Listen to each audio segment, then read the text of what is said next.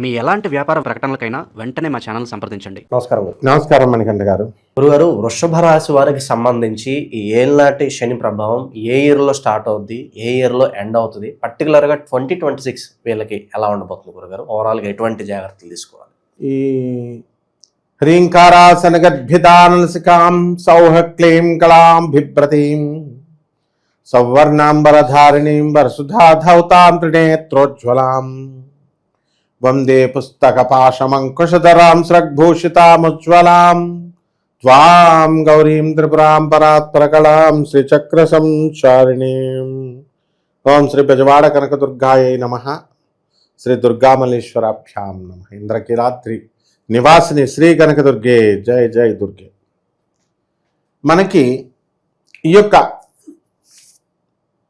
వృషభ రాశి వారికి ప్రస్తుతం వెళ్ళినట్టు లేదు కాబట్టి నీ క్వశ్చన్ చూసి అందరికీ వృషభ రాశి వాళ్ళకి ఇప్పుడు నుంచే పాస్ పడిపోద్ది, గుండె దడేలు అంటుంది.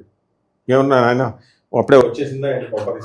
3వ తారీఖు జూన్ నెల 2027 సంవత్సరం వరకు కూడా ఏలినాడ్స్ అని వీళ్ళకి రాదు వృషభ రాశి వారికి, కాబట్టి భయం లేదు ఇక్కడ. అండ్ అక్కడి నుంచి మాత్రం ఇంకా ఏలినాడ్స్ అని పట్టుకుంటుంది. 7.5 సంవత్సరాలు ఉంటుంది ఎవరిని పట్టుకున్నా. వృషభ రాశి కూడా అంతే. దానివల్ల 13 జూలై 2034 సంవత్సరం వరకు కూడా మనకి వృషభ రాశి వారికి ఏలినాడ్స్ అని ఉంటుంది. దీనివల్ల మనకి 3 ఫేజెస్లో మనం ఈ యొక్క ఏలినాడ్స్ అని డివైడ్ చేస్తున్నాం. అంతవరకు చాలా హ్యాపీగా ఉండొచ్చు, ఇప్పుడేమీ బెంగపడకు అక్కర్లేదు అనమాట.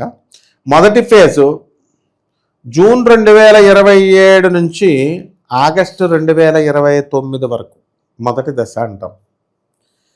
ఇది వ్యయశని అని అంటాం. దీనివల్ల ఏమవుతుందంటే అధికమైనటువంటి ఖర్చులు, అనవసరమైనటువంటి ఆలోచనలు, ఎవరితో ఫ్రెండ్షిప్ చేస్తే వాళ్ళు మోసాలు చేసేయడం, ఆ రకంగా నమ్మక ద్రోహాలు, ఇవన్నీ కూడా ఈ యొక్క దశలో జరుగుతాయి. 10 రూపాయలు కొనాల్సినటువంటి వస్తువు 1000 రూపాయలు కొనుక్కొని తీసుకొస్తాం. స్థలాలు ఉన్నాయి. ఇప్పుడు అమరావతి ఆ సమయంలో జగన్ పరిపాలన చేసినప్పుడు, అంతకుముందు చంద్రబాబు నాయుడు గారు వచ్చినప్పుడు కోట్లు పెట్టి కొనేసారు అమరావతి. డబ్బులు వచ్చేస్తాయి కదా, చంద్రబాబు నాయుడు గవర్నమెంట్ వస్తుంది కదా అని. జగన్ వచ్చాడు, మొత్తం డౌన్ పడుకున్నాయి. ఆ తర్వాత మళ్ళీ ఫోన్లో ఇప్పుడు మన చంద్రబాబు గారికి వచ్చారు కదా అన్నారు. ఇంకా పికప్ పాపం టైం ఉంటుంది కదా, ఇంకా పికప్ అవ్వలేదు. ఆ విధంగా ఈ రేట్లు పెరుగుతాయి అనుకుని ఆశపడి కొంటారు, స్థలాలు పెరగ. అలాగే బుద్ధుడికి సంబంధించి చెప్తాం. షేర్స్ ఇది మ్యాంగ్లోర్ రిఫైనరీస్ వాళ్ళ షేర్ మంచి బంపర్లో ఉండేది. దాన్ని చూసి IPCL ఇండియన్ పెట్రోకెమికల్స్ లిమిటెడ్ వాడు సేల్ ఇచ్చాడు. దాని షేర్ ఎంత తెలుసా? 160 రూపాయలు. సరైన కొనబడేశారు. ఈ ఎయిర్లైన్స్ ఫస్ట్ ఫేజ్ అయ్యేదాకా కూడా వృషభ రాశి వాళ్ళకి ఏం జరిగిందంటే, గతంలో 90 రూపాయలే ఉంది రేటు. 3 ఏళ్ల పాటు 90 రూపాయలే ఉంది. పోనీ మా డబ్బులు మేము చేసేసుకుంటాం బాబు, మాకు 1860 వచ్చేస్తే అమ్మేసుకుంటాం, 16,000 100 షేర్లు కొనుక్కున్న వాళ్ళు వచ్చేస్తే అంటే ఎక్కడ వస్తుంది అది? 90 రూపాయలు. 90 రూపాయల్లో ఉంది. సరే, ఏదో నత్తనడకను నడుస్తూ 153 రూపాయలకి వచ్చింది. వీళ్ళు వెళ్ళి బాబు మాకు 150కి వచ్చేసింది, 153 కొంచెం అమ్మేసాయి, 7 రూపాయలు లాస్ అయినా పర్లేదు, 3 ఏళ్ళు ఆగామరా అంటే వాడేం చేస్తాడంటే అమ్మేవాడు, ఒకరోజు ఆగుదాం, రేపు ఇంకా వీళ్ళకి ఎక్కువ మేలు చేద్దాం, ఇంకా ఎక్కువ రేటు ఉంటుందని వాడు ఒకరోజు ఆగాడు.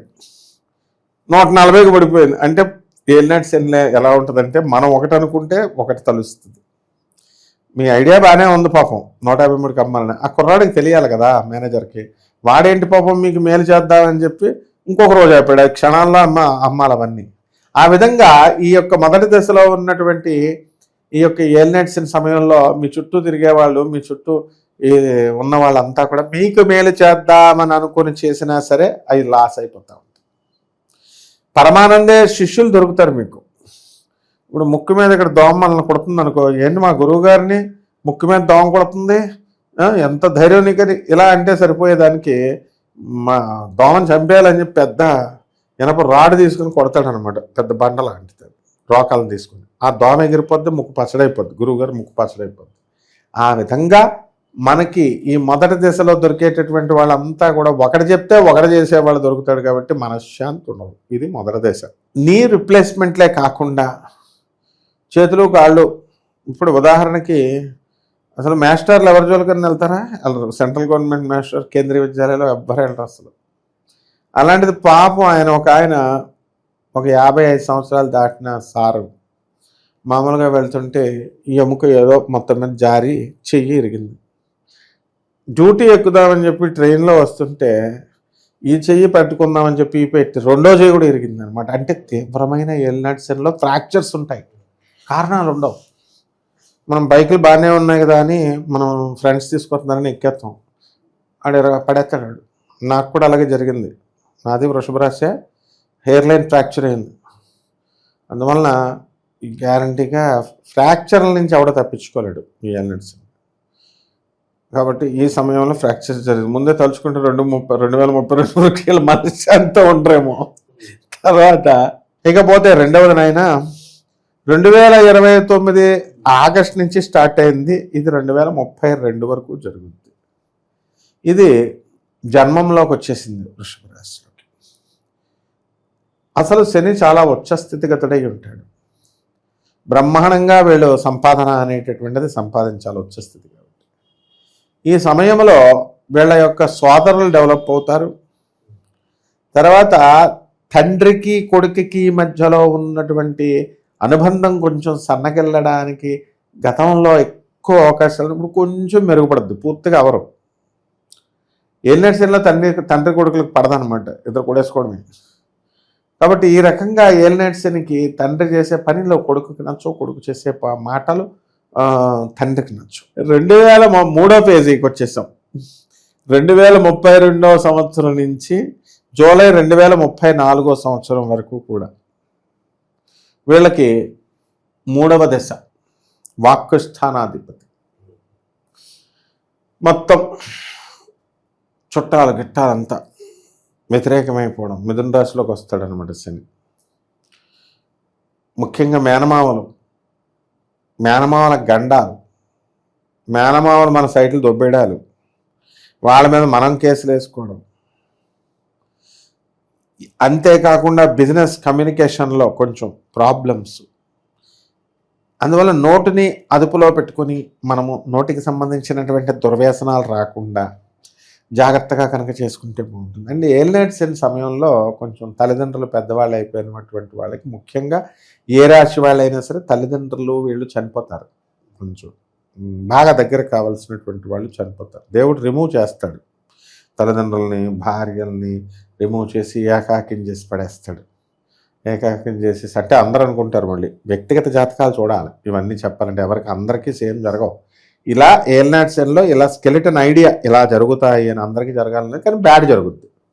ఆ తర్వాత మాత్రం ఇంక నుంచి బాగుంటుంది ఆయన. కాబట్టి ఈ సమయంలో కొంచెం జాగ్రత్తలు తీసుకోవాలి.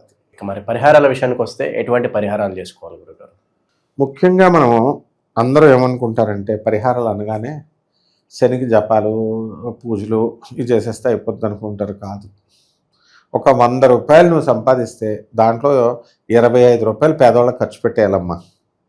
ప్రతి ఒక్కళ్ళు యజమాని తన దగ్గర పనిచేస్తున్నటువంటి వాళ్ళకి ఇచ్చేసేయాలి. అలాగే బయట వాళ్ళకి అలా చేసుకోవాలి. అప్పుడే ఏలినాటి శని దోషం తగ్గుద్ది. నువ్వు ఎప్పుడైనా పేదవాళ్ళని పరిహసించిన, వికలాంగుల్ని పరిహసించిన, సాధువుల్ని పరిహసించిన, గురువుల్ని పరిహసించిన ఏమవుద్దంటే శనీశ్వరుడు రివర్స్ అయిపోతాడు. కాబట్టి శని మాతృభక్తి పరాయణుడు. చాలామంది తెలియక పరిహారాలు చేసుకుంటామండి అని ఇంట్లో తల్లిని ఎదిరిస్తారు. ఏలినాటి శని సమయంలో ఎవడైనా సరే తల్లిని కనుక ఎదిరిస్తే వాడిని సర్వనాశనం చేసేస్తాడు శనీశ్వరుడు. ఎందువలనంటే తల్లి అంటే విపరీతమైన భక్తి ఆయనకి, ఛాయాదేవి. వీళ్ళంతా శని జపం చేసుకోవాలి, శని స్తోత్రాలు చదువుకోవాలి, శనికి కిలోంపావు నల్ల నువ్వుల్ని, నల్లని వస్త్రాలను ఇచ్చి పేద బ్రాహ్మణులకి శనివారం నాడు ఉదయం 8 గంటలకు దానం చేసుకోవాలి. దశ మహావిద్యల్లో ఒకటైనటువంటి మహాకాళి అమ్మవారు లేదా తారా అమ్మవారి యొక్క జపాన్ని చేసుకోవాలి. హోమాన్ని వాళ్ళ ఇళ్ళలో చేసుకోవాలి. శనీశ్వరుడికి శుభ్రంగా తెల్లలతో అభిషేకం, తైల నువ్వుల నూనెతో శ్రీ వెంకటేశ్వర స్వామిని కానీ ఆంజనేయ స్వామి వారిని కానీ అర్చన చేసుకోవడం ద్వారా బ్రహ్మాండంగా ఉంటుంది ఆయన. ఓవరాల్గా ఈ రాశి వాళ్ళు రాబోయే కాలం ఎటువంటి జాగ్రత్తలు తీసుకోవాలి, శని తీవ్రత తగ్గడానికి ఎటువంటి పరిహారాలు చేసుకోవాలి, చాలా బాగా వివరించారు. ధన్యవాదాలు. ధన్యవాదాలు.